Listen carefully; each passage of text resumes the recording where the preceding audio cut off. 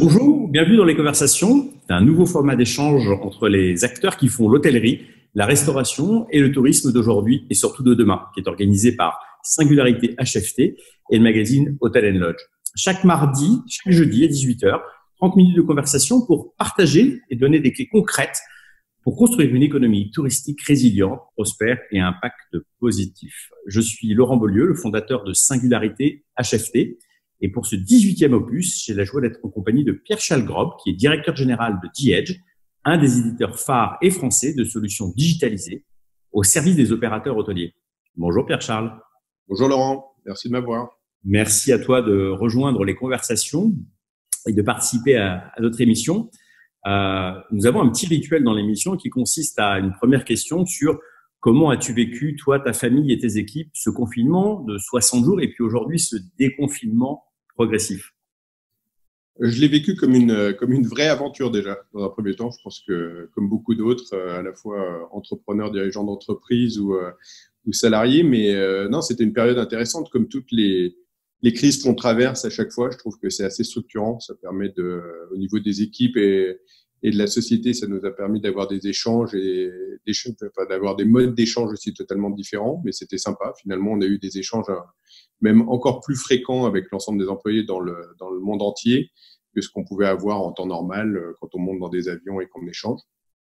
Et puis au niveau familial, ça m'a permis de voir un peu plus ma famille et mes enfants, puisque j'étais effectivement moins dans les avions. Donc ça a quand même du bon de pouvoir bosser différemment, et je pense pas qu'on ait été moins efficace, bien au contraire. Donc, tu ressors de cette période avec, en tout cas, quelques éléments positifs.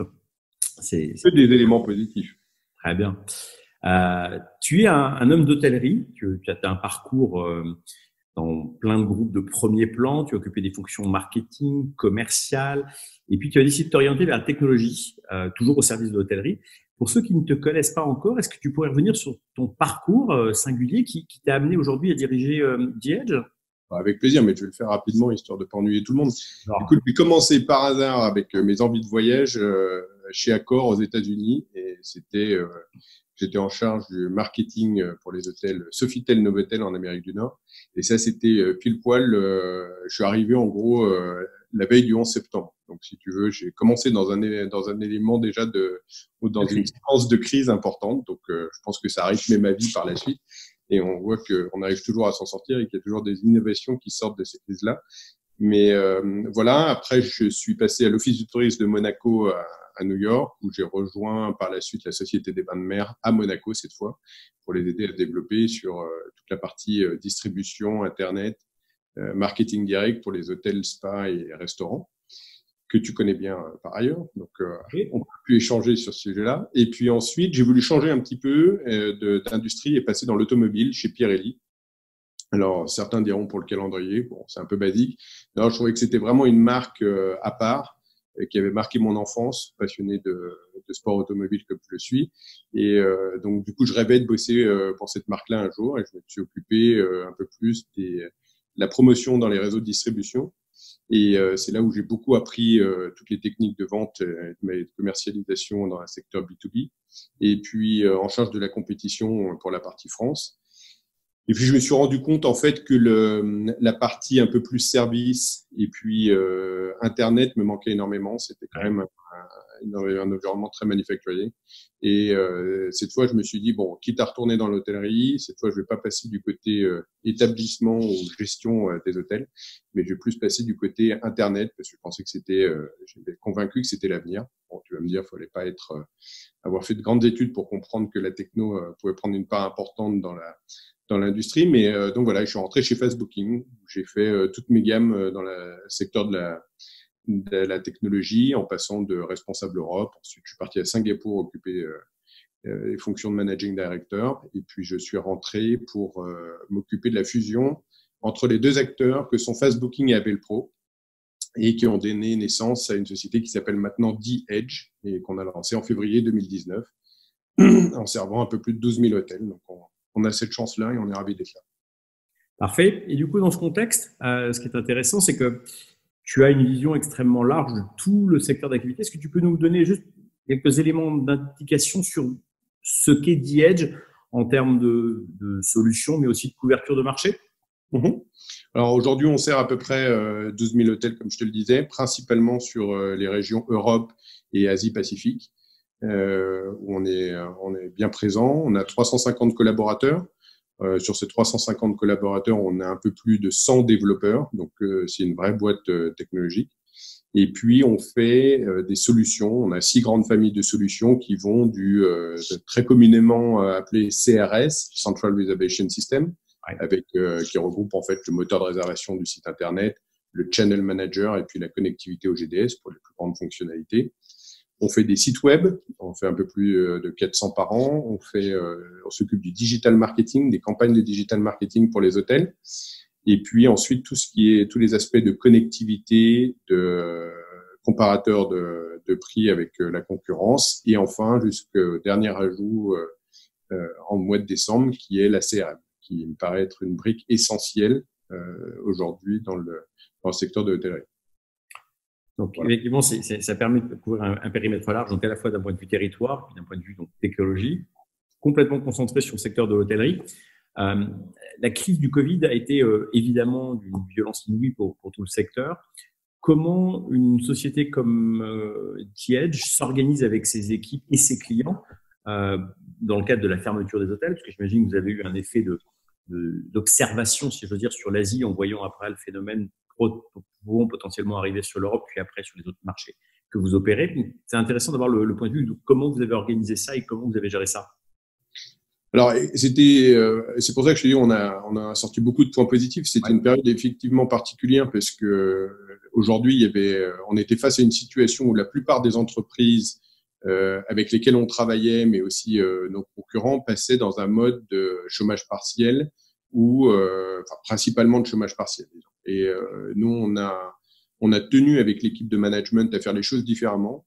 Et on s'est dit, il faut qu'on arrive à tenir pour pas passer en chômage partiel. Pour 2 raisons principales. La première, c'était de se dire, les clients, quand tu sers 12 000 hôtels, vont avoir besoin de rentrer en contact avec les équipes pour pouvoir savoir comment faire, comment je ferme tous mes systèmes, comment je mets un message à mes clients, encore une fois finaux, pour leur expliquer que la réservation n'est pas ouverte, mais parce que c'est la crise et puis que ça reviendra et qu'on les tiendra informés. Ça, c'est la première partie. Et donc, il fallait du monde qui soit là à 100%, voire plus même, pendant cette période pour pouvoir répondre aux hôtels. Et puis, la deuxième partie qui est de dire, on a un boulot qui est géré le développement technologique des différentes solutions. Donc, arrêter, passer en chômage partiel, ça veut dire que tu arrêtes la moitié de tes projets. Or, bon nombre de clients le savent. On a une roadmap qui est généralement chargée avec plein de développements qui sont toujours demandés par nos clients. Et donc, l'idée, c'était de pouvoir continuer. Et c'est ce qu'on a fait pendant cette période-là. Et avec le recul, alors après, on verra, mais avec la situation telle qu'elle est aujourd'hui, on a bien fait de le faire. On a pris un risque, mais c'était un risque qui, je pense, sera payant. Donc, ça veut dire que du coup, cette période t'a permis de conforter le fonctionnement de TH, de rendre les choses un peu plus agiles encore pour une boîte de techno, et du coup, finalement, d'optimiser ce temps de calme pour être sur le temps de projet. Il y a moins de workflow quotidien. Bon, en fait, oui. Alors, sur la partie projet, je suis d'accord avec toi. Mais le point très important, c'est qu'il y a pas beaucoup de sociétés aujourd'hui dans le monde techno qui sont très axées services. Et on pense pas être les meilleurs dans le domaine. Je veux dire, on a toujours besoin de s'améliorer dans ce domaine-là.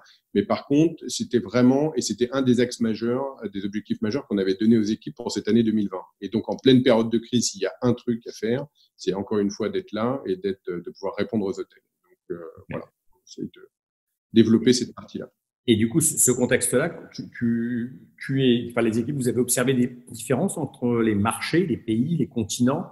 Il y a eu des gestions différentes de ce phénomène. Et puis, il y a des gens, peut-être l'anticipation de la reprise se fait-elle aussi un peu différemment en fonction des marchés ou des structures de clients?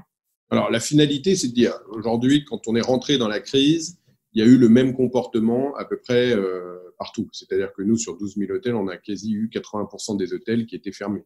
Que ce soit en Asie, en Europe. Alors, tu avais des marchés particuliers, c'est-à-dire Taïwan n'a pas, par exemple, été touché.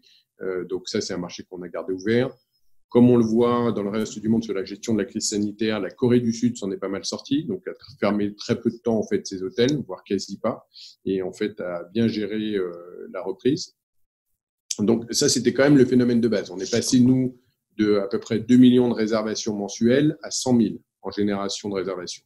Effectivement. Donc ça, on a été impacté comme tout le monde de manière globale et tout le monde, tous les pays à la même enseigne. Donc ça c'est pour les moins bonnes nouvelles, je dirais, mais là je veux dire tout le monde a vécu la même chose. Et ensuite au moment de la reprise, oui, ça s'est géré différemment.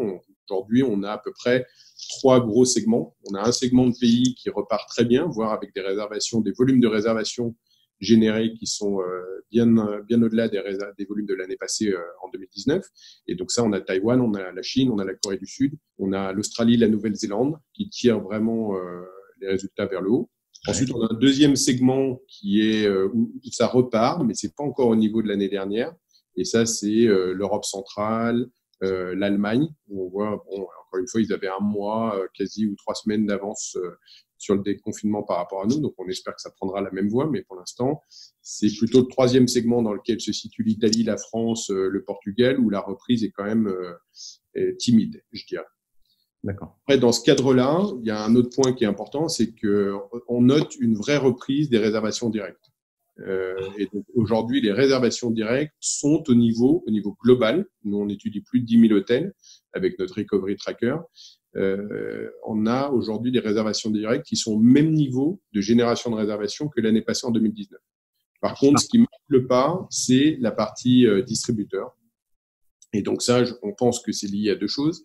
La première, c'est de dire les clients, comme ils voyagent domestiques, connaissent les établissements dans lesquels ils veulent séjourner et donc, généralement, sont des habitués et répondent réserver en direct. On pense que c'est une grosse partie. Ça se vérifie aussi, par exemple, sur des établissements comme ceux du camping.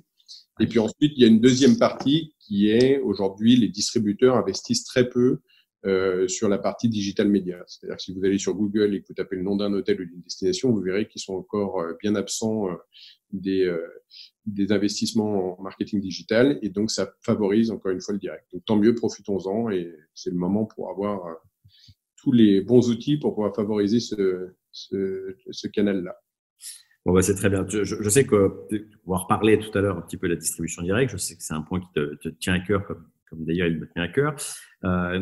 Tu parlais du Recovery Tracker et tu parlais du fait que pendant la période du confinement, vous les avez mis à profit pour travailler, en tout cas pour développer, pour accompagner les hôteliers. Est-ce que vous avez, pendant cette période, innové et développé des nouveaux outils qui permettent du coup d'optimiser pour les hôteliers cette réouverture? Alors, innover, je ne sais pas si tout le monde appellera ça de l'innovation. En tout cas, on a développé des fonctionnalités qui étaient nécessaires pour les hôtels. D'où l'intérêt, encore une fois, d'être à 100%, tu vois, au niveau des équipes de développement et de services. Et ça nous a au moins permis de répondre positivement à un certain nombre de demandes des hôteliers. Donc, aujourd'hui, il y en avait 3 principales. La première, je t'ai cité, c'était de dire les hôteliers avaient besoin d'afficher des messages sur leur moteur de réservation et sur les sites internet expliquant la situation à leurs clients et le pourquoi ils n'étaient pas en mesure de pouvoir réserver. Ouais. Donc ça paraît mineur, mais c'était quand même pas la fonction première des outils qu'on avait développés, puisque c'était pour prendre des réservations. Donc c'était quelque chose qu'il fallait faire. La deuxième qu'on n'avait jamais vécu dans l'hôtellerie, c'est comment gérer avec nos systèmes l'annulation de masse. Ouais. C'est-à-dire qu'aujourd'hui, on gère l'annulation de chaque individu ou autre, mais là, du jour au lendemain, il fallait pouvoir gérer l'annulation d'une multitude de réservations et puis communiquer aux clients. Donc ça, c'est les deuxièmes choses sur lesquelles il a fallu accompagner les hôtels. Troisième chose, c'est que les hôtels nous demandaient de manière assez régulière comment ça repart, est-ce que vous sentez une reprise, à quel niveau on se situe. Bon, et donc c'est la raison pour laquelle on a sorti l'outil de Recovery Tracker, qui est disponible sur notre site internet, où chacun, sur un échantillon de 10 000 hôtels, dans tous les pays où on est présent, peut suivre la reprise avec un indice de génération de booking tous les jours en disant ça redémarre en fonction de là où je suis ou ça redémarre pas. Alors, et enfin, positif. Pardon, Laurent? Oui. Une sorte de concept positif pour savoir si je suis bien dans la bonne tendance. Tout à fait. Dans le développement. Tout à fait. Et puis après, il y avait un 4e point qui est le développement des fonctionnalités dites de voucher, qui sont en fait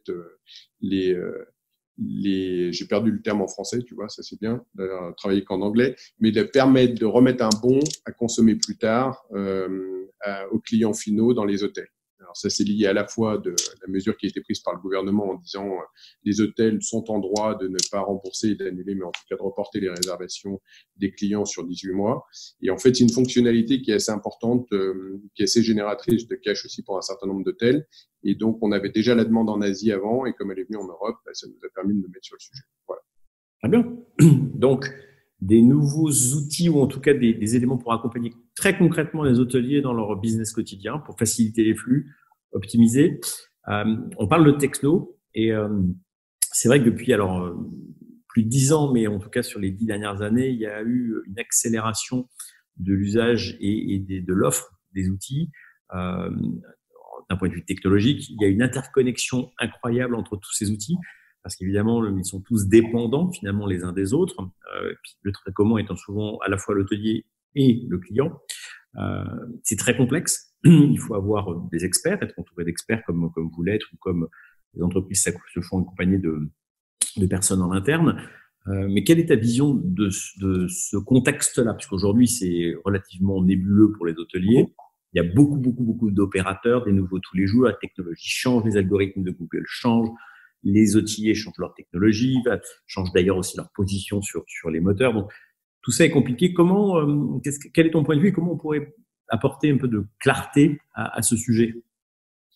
Écoute, la première étape, moi, qui me paraît la plus importante, et c'est ce sur quoi on travaille depuis un certain nombre d'années, c'est déjà de rendre les choses moins complexes et d'expliquer comment ça fonctionne. Moi, je pense qu'on a une responsabilité dans notre domaine, c'est que même si les gens ne travaillent pas avec nos solutions technologiques ou choisissent nos concurrents, notre responsabilité, avec beaucoup d'humilité, c'est en tout cas de former les gens sur quels sont les outils, à quoi ça sert et pourquoi c'est important d'avoir ce type d'outils.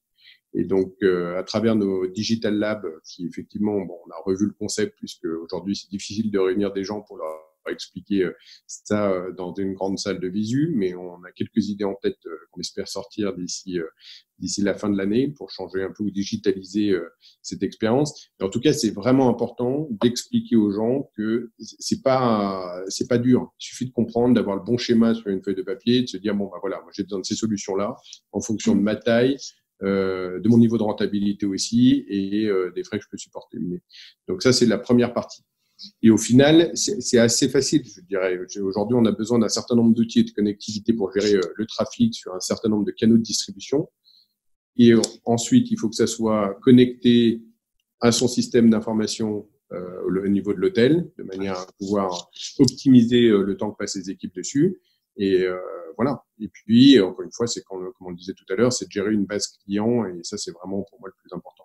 Mais donc, aujourd'hui, c'est de la simplification et d'expliquer. Et ensuite, dans un deuxième temps, on va rentrer, je pense, dans une phase où les gens vont chercher une solution, alors, all-in-one, je dirais. C'est-à-dire que on comprend bien qu'il y a des outils qui, dans un domaine spécifique, pourraient être un booking engine qui répond à 100% de la demande des hôtels ou un channel manager qui répond à 100% de la demande des hôtels. Moi, je pense que la nécessité aujourd'hui, c'est d'avoir une suite de solutions qui est bien intégrée et qui parle entre elles. Alors, les aspects de connectivité avec le reste de l'écosystème est important, mais je pense que choisir un acteur qui a toutes les solutions dans son portefeuille permet aujourd'hui d'avoir un seul point de contact et des outils qui se parlent entre eux. C'est un point très important. Il y a beaucoup de technologies, il y a beaucoup de choix, beaucoup se présentent comme étant le meilleur ou le référent du secteur, mais du coup, effectivement, c'est l'interconnexion qui prime. Donc, ton conseil, en tout cas ta remarque, elle est plus sur la logique d'avoir une chaîne extrêmement fluide, idéalement le tout proposé par un seul opérateur, mais en tout cas très. Et je dis pas ça parce que, encore une fois, c'est mon vécu d'hôtelier qui me fait dire ça. C'est-à-dire que c'est pas parce qu'aujourd'hui je suis chez The Edge et qu'on a 15 solutions qui s'interconnectent. Bien évidemment, tout le monde pourrait penser, oui, il prêche pour sa paroisse, il faudrait que le client reste chez The Edge et tout le reste. C'est surtout que je l'ai vécu en termes d'hôtelier on n'a pas le temps pour gérer ça. Le cœur du métier quand on est hôtelier, c'est de servir son client. C'est de s'occuper de son client, c'est d'avoir un bon service. Le reste de la technologie, ça peut être The Edge, ça peut être d'autres sociétés. Il faut que ça soit tout intégré, que vous ayez qu'un seul player. Sinon, vous passez votre temps à essayer de connecter les gens les uns entre les autres, avec faire de la gestion de projet. Et à l'arrivée, on s'éloigne encore une fois de l'objectif recherché, qui est des gains de productivité, une meilleure manière de gérer ma clientèle et de prendre des réservations plus rapidement et optimisant mon chiffre d'affaires. Donc, Je pense que c'est vraiment la clé aujourd'hui pour les hôtels. Donc la clé, c'est ça, plus des opérateurs qui sont de plus en plus interconnectés de façon native, avec des API ou directement on peut être interconnectés. Donc logiquement, moins de temps sur la techno, mais plus de temps sur le cœur de métier, donc l'accueil client, la réflexion sur le produit, la réflexion sur comment mieux satisfaire les clients. Est-ce que dans ce panorama technologique, il y a effectivement les impératifs, tu les as évoqués, on doit être connecté, on doit être connecté avec son système d'information, avec son PMS, son channel, on doit distribuer, etc. Quelles sont, selon toi, peut-être les quelques innovations technologiques qui pourraient advenir prochainement et qui auraient une vraie valeur ajoutée pour les opérateurs hôteliers et aussi vis-à-vis du client final? Donc, évidemment, dans le contexte du Covid, le paiement sans contact est devenu une sorte impératif. Donc là, c'est le contexte qui a forcé un peu le destin du sujet, qui était déjà bien lancé, mais qui fonctionne très très bien. Est-ce que tu vois d'autres éléments où tu te dis, tiens, là, il y a un truc, un gisement de valeur intéressant pour l'hôtelier et le client? Et puis, ça arrivera à ma deuxième question qui va derrière, c'est est-ce que finalement, ça peut permettre aussi d'avoir un peu plus de relations directes entre l'hôtelier et le client, plutôt que d'utiliser des intermédiaires. Ça, on pourra en parler en point 2. On va en parler en point 2, mais du coup, je vais prendre le contre-pied du dernier point que tu viens de mentionner. Moi, je pense que la clé aujourd'hui, c'est d'être le plus connecté possible. Ouais. On a un certain nombre d'acteurs qui voient le jour, qui naissent tous les matins. On nous tenait encore un discours il y a quelques temps en disant il n'y a que les 2 gros distributeurs qu'on connaît mondialement.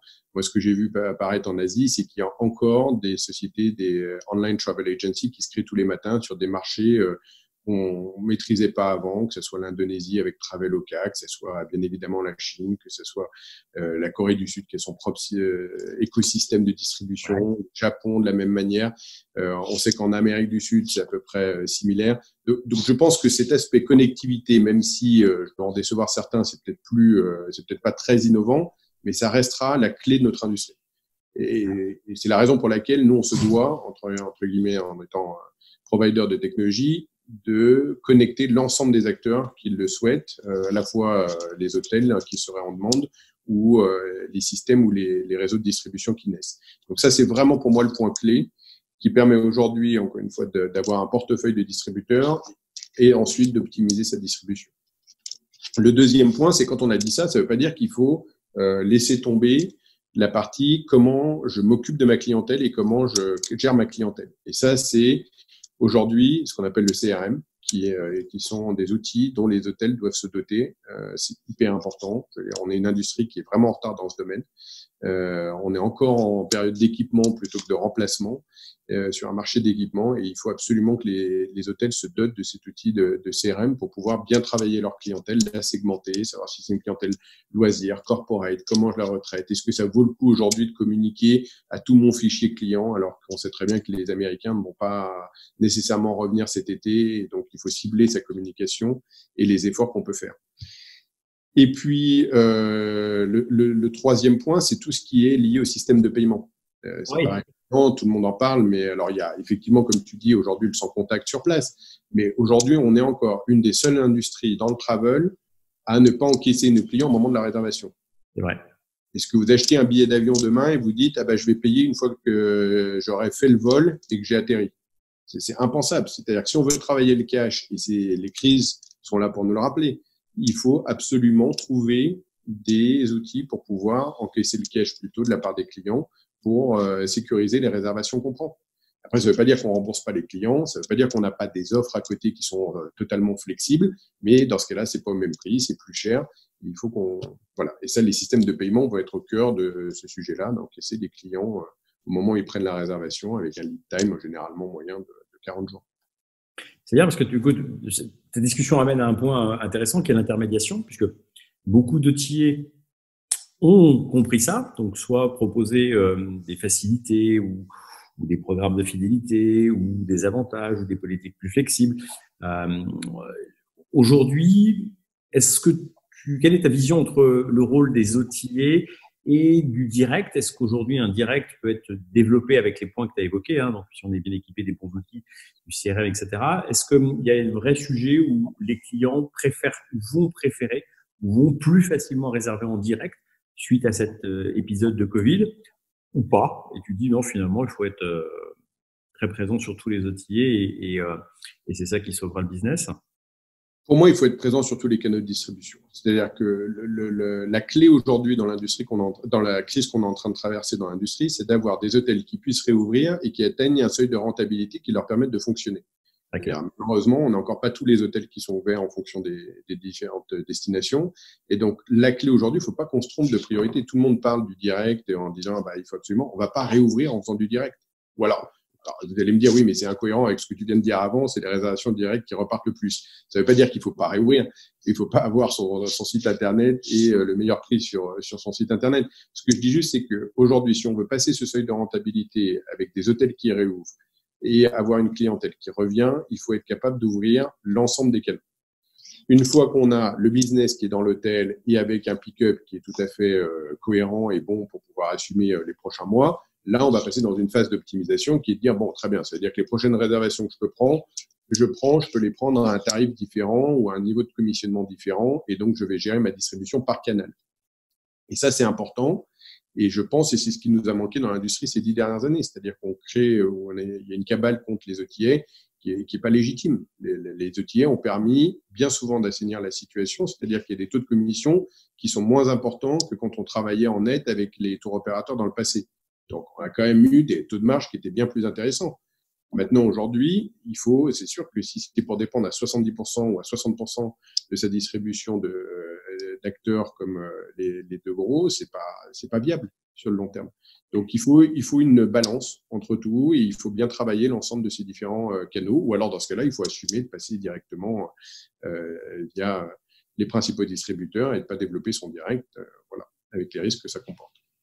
C'est intéressant. Du coup, il y a eu pendant la crise l'émergence de bonnes actions, si j'ose dire. En tout cas, le Bon Coin a fait un peu un coming out important. Ouais.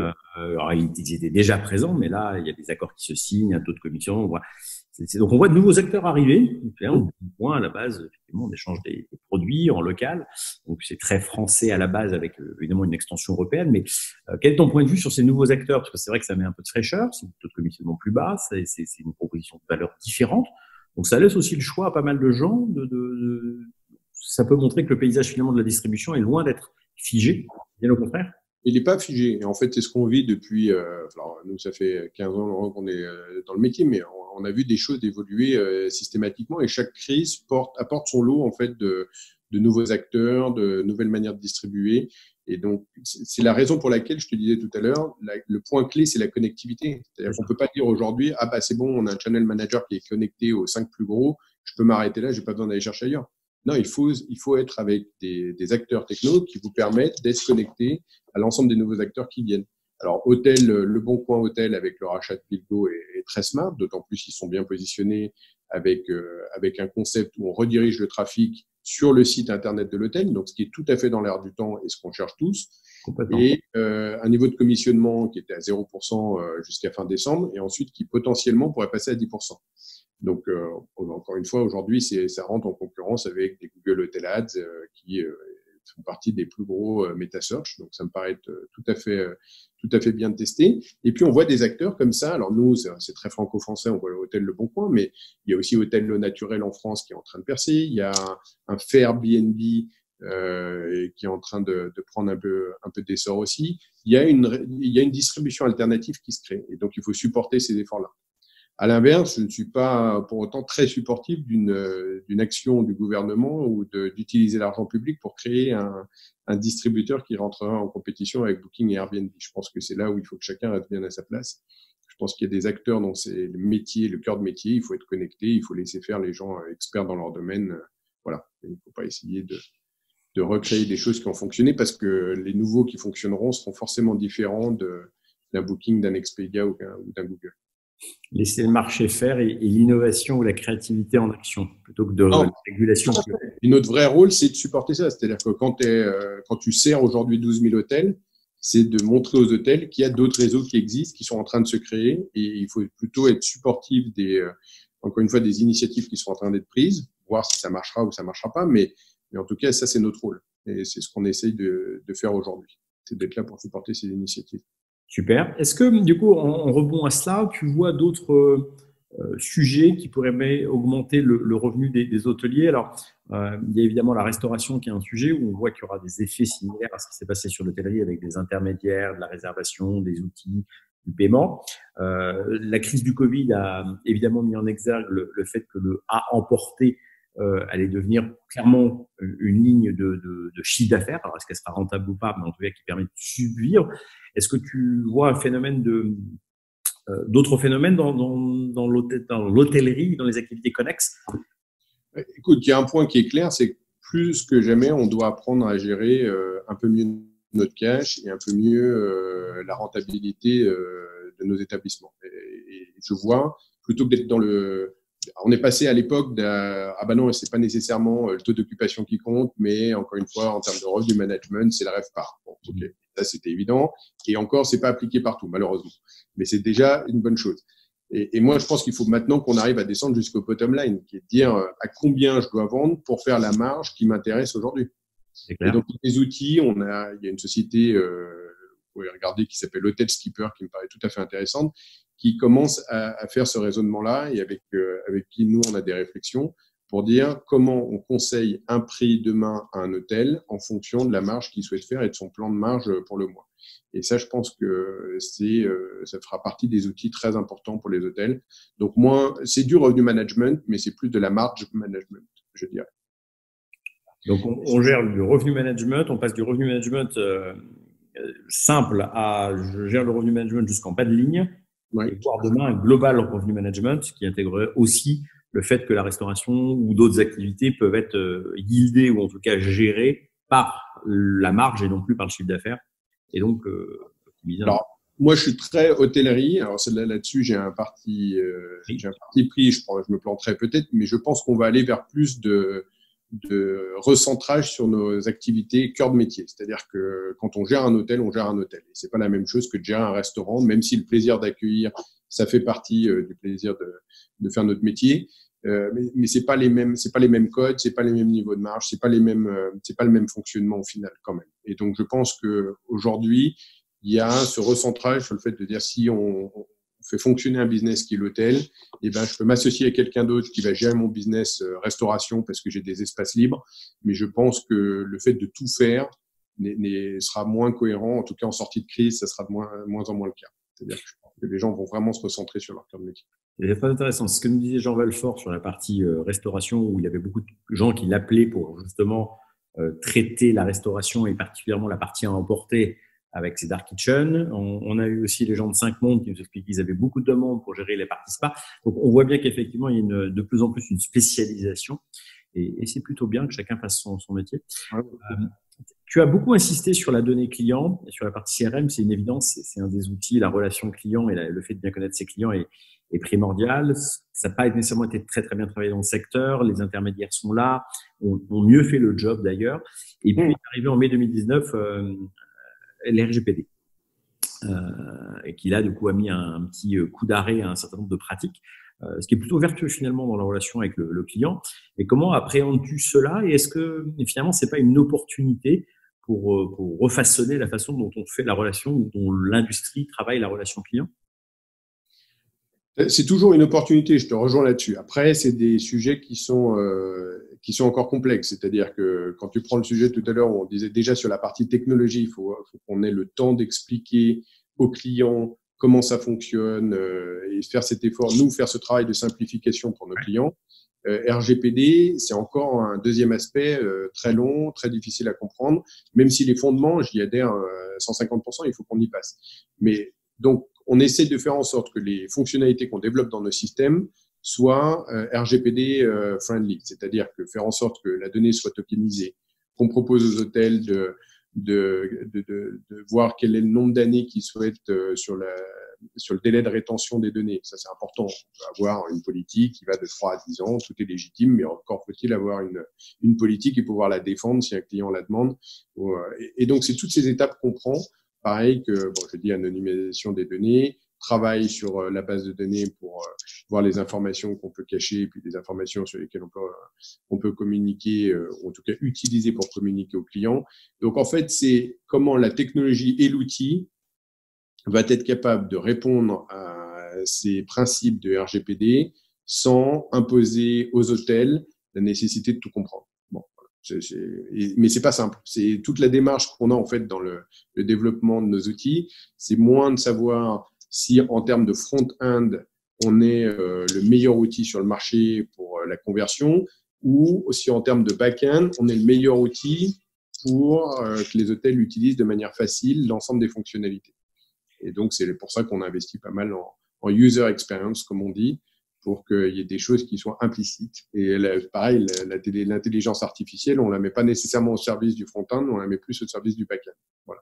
J'allais y venir, du coup, c'est les deux grands sujets, RGPD et data, des sujets très complexes qui peuvent être interprétés de façon un peu flexible ou très rigoriste. Voilà, il y a les deux. Ça peut être soit effectivement très tourné vers comment je me mets au service d'un opérateur hôtelier de façon simple avec la bonne vulgarisation, si je veux dire, ou alors est-ce que je suis un expert ultime et donc ce qu'on raconte devient incompréhensible pour le kidam. Ces deux sujets, effectivement, sont vraiment pourvoyeurs de potentiellement de valeur.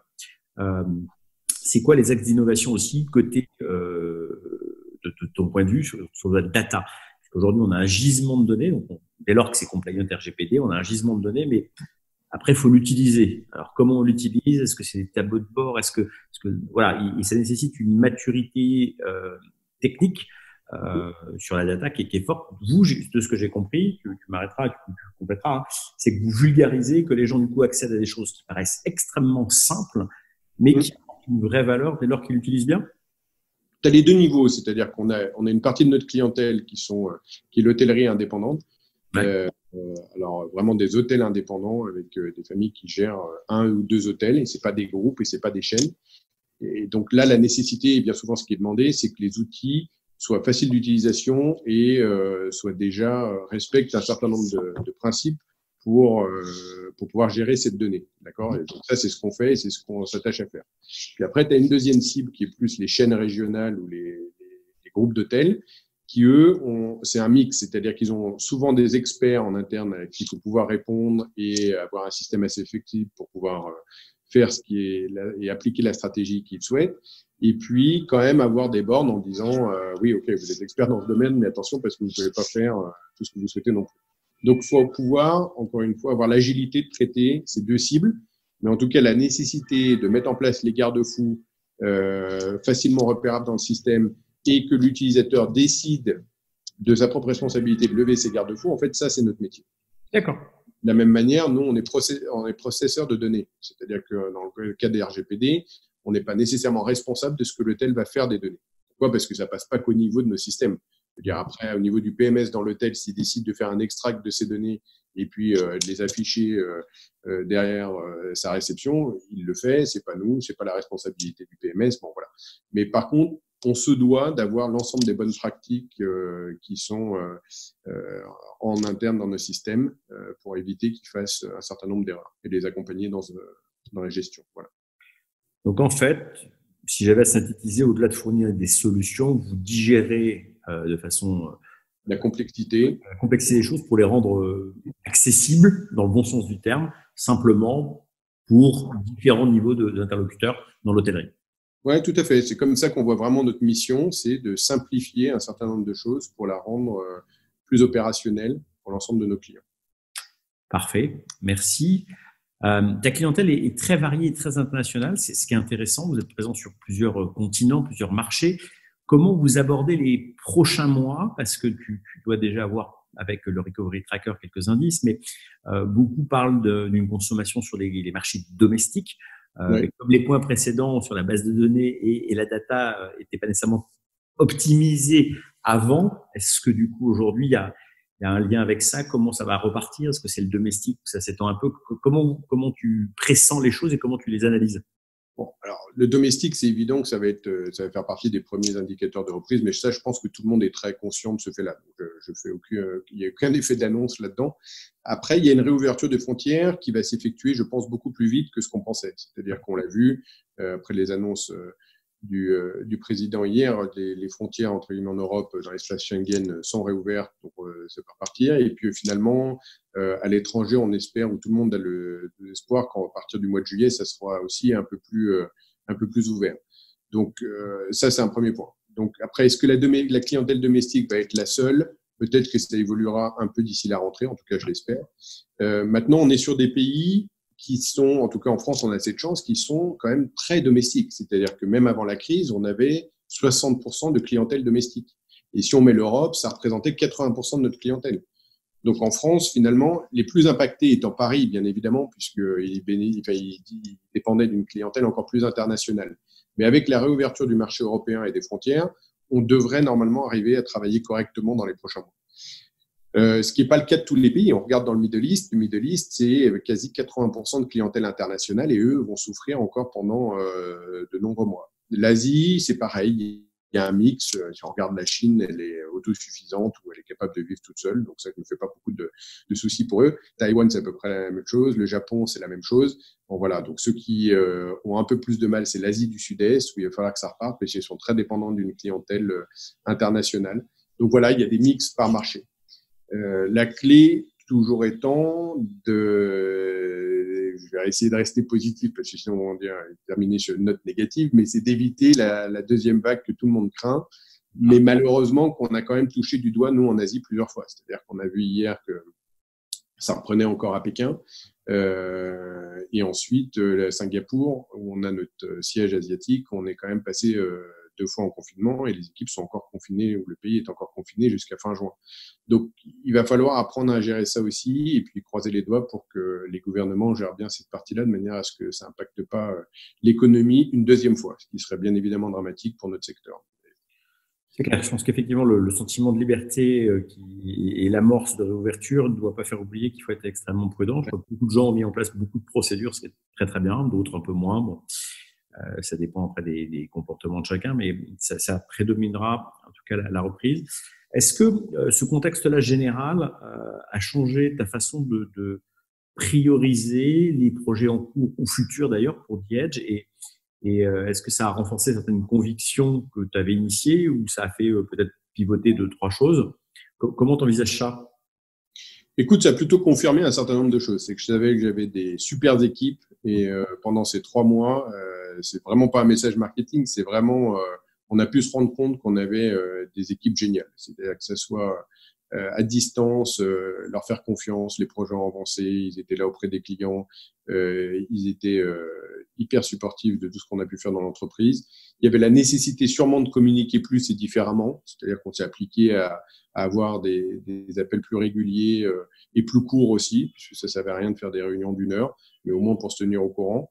Et on a, non, ça a pu, une de mes convictions qui est renforcée, c'est celle du fait qu'on a 350 collaborateurs qui sont extra chez nous. Donc, ça veut dire, et donc ça renforce quand même une chose, c'est que si dans le recrutement, il faut pas se planter quand on recrute, mais si on a les bonnes personnes, ça va quand même nettement mieux. Donc ça, c'est la première chose. Après, dans les projets, non, il faut qu'on soit au plus près du client, mais honnêtement, c'est ce qu'on faisait. Alors, j'espère que ça se voit, mais on était vraiment sur une logique de se dire, on fait les développements qui sont demandés par les clients sans partir sur des développements où on estime que ça sera l'industrie dans 5 ans ou dans 10 ans, parce que ça marche pas. Il y a cette notion de, en anglais que j'aime bien, qui est time to market. C'est vraiment, il faut être au bon moment avec le bon produit sur le marché. Et pour être bon là-dedans, il n'y a pas d'autre solution que d'écouter le besoin des clients. Donc, on a développé comme ça, on s'est adapté avec la crise parce qu'il a fallu développer des fonctionnalités et on continuera à le faire dans les mois qui suivent en fonction de la reprise d'activité, des aléas auxquels on fera face tous ensemble. Mais voilà. Et on accélérera encore nos développements parce que je pense que le digital et la techno sera encore plus nécessaire dans les prochains mois et les prochaines années qu'il ne l'était avant la crise. C'est clair. Donc, une vraie culture d'hôtelier au service du client. Dingue. On essaye, c'est pas facile. C'est facile à faire passer en élément de com, mais après, il faut encore que ça soit remarqué de l'autre côté. Donc, on travaille là-dessus, en tout cas. C'est bien. En tant qu'opérateur dans l'hôtellerie, mais aussi en tant qu'ancien hôtelier indirectement, c'est quoi, selon toi, l'hôtellerie de demain, l'hospitalité de demain? Est-ce qu'il y a des grandes tendances ou des grands trucs? Tiens, ça fera partie de l'hôtellerie de demain.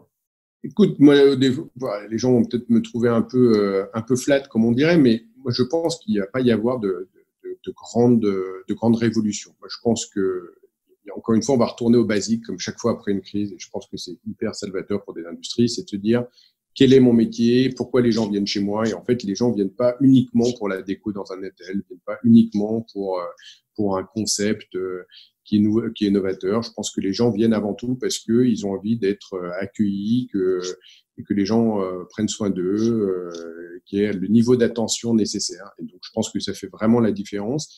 Et en fait, c'est le basique, c'est l'histoire de notre métier. Donc, ça changera pas. Et je pense que les gens qui sont pas bons dans ce domaine peuvent inventer n'importe quel concept marketing derrière. Je pense que ça marchera pas sur le long terme. Donc ça, je pense que c'est vraiment le retour au basique. Et puis ensuite, par contre, il y a besoin, pour pouvoir faire ça, d'automatisation dans un certain nombre de domaines. Et donc, c'est là où le digital doit arriver au bon tarif, encore une fois, pour aider les hôtels à être plus productifs et ne pas faire un certain nombre de tâches qui sont inutiles ou en tout cas pas perceptibles par le client final. Et donc, ça, c'est vraiment hyper important, que ce soit au niveau des outils de distribution, des outils de gestion des ressources humaines. Parce que bien souvent, on l'oublie aussi dans l'hôtellerie, mais si l'hôtel tourne et que les clients sont satisfaits, c'est parce que on a aussi des équipes qui sont formées, qui sont top. Et donc, ça, il va falloir les choisir dans les prochains mois. Et puis, avoir les bonnes solutions pour qu'ils soient plus efficaces et qu'ils soient en face des clients au lieu d'être derrière l'ordinateur à gérer les attributions de chambre et le reste. Donc, plus de techno pour remettre plus d'humain en face de l'humain. Oui, tout à fait. Très clair. Merci de résumer, c'est ça. Non, mais c'est bien. Moi, c'est culture hôtelière. Hein. On met plus de liens. Si tu avais un seul conseil aussi à partager avec les hôteliers et restaurateurs qui nous écoutent, peut-être que c'est le même que celui que tu viens d'évoquer, ou c'est autre chose. Un seul conseil, dans les gars. Pour moi, il y en a qu'un pour l'hôtellerie. Encore une fois, je suis désolé, c'est vraiment le meilleur tarif sur le site internet ou sur les canaux directs. Je pense que si ça fait 15 ans qu'on se bat là-dessus, on peut en parler faire des pleines pages dans tous les journaux de dire comment on aide le tourisme, comment on reprend notre relation directe, est-ce qu'on crée un outil. Non, on s'en fiche, c'est pas ça. La clé, la base, et c'est en tout cas la promesse qu'on doit à nos clients, c'est de se dire si vous venez chez moi en direct, vous m'appelez, vous avez le meilleur tarif. Tout canaux confondus. Et ça, c'est quelque chose que l'industrie doit maintenant. Il faut qu'on se mette un coup de pied aux fesses. Je pense que c'est le moment. Si la crise n'a pas servi à ça, elle n'aura pas servi à grand-chose. C'est intéressant parce que Kevin Machefer a lancé un mouvement. Il y a plus de 1600 hôtels qui l'ont rejoint. Beaucoup d'hôtels ont lancé des campagnes de communication avec booker en direct, etc. Donc on voit qu'il y a eu une prise de conscience. En tout cas, je pense que le sujet n'est pas resté sur le coin de la table. Donc c'est très bien. Et je pense que vous pouvez aider beaucoup de gens à favoriser ça avec les outils, la techno, de façon à ce qu'on soit concentré sur la relation client au bon sens du terme. On arrive au terme de cette conversation, Pierre-Charles.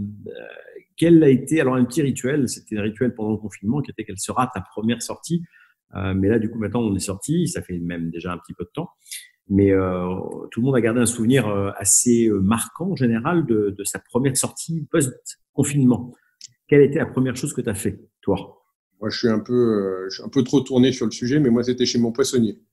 C'était moi, les plaisirs de la table sont mon péché mignon. Et donc, effectivement, dès que je peux retourner à la fois chez mes commerçants, c'est la première chose que je fais, en fait. C'est ce qui me détend le plus, au-delà de cuisiner.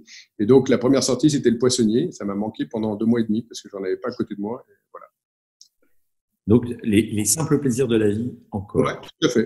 Pas plus. Écoute, merci Pierre-Charles d'avoir accordé du temps, d'avoir partagé cette vision et ces insights qui, je pense, seront utiles pour beaucoup, parce que parfois on est un peu perdu par tous les avis et tous les messages qui sont passés. Bravo pour ce que vous faites, parce que ça apporte beaucoup de confort à plein de gens, donc c'est quand même absolument génial. Moi, je vais remercier le magazine Hotel & Lodge et Jérôme Gruget qui nous permettent d'organiser ces conversations. Et donc, merci beaucoup. Et puis, nous donnons rendez-vous le jeudi 25 juin. Nous recevrons Jean-Claude Lavorel, qui est fondateur du groupe Lavorel Hôtel. Et c'est Pascal Boissier qui interviewera Monsieur Lavorel. Voilà. D'ici là, prenez soin de vous. Et à nouveau, Pierre-Charles, merci beaucoup. Merci à toi, Laurent. Et réservez en direct, s'il vous plaît. Merci. Réservez en direct. À bientôt.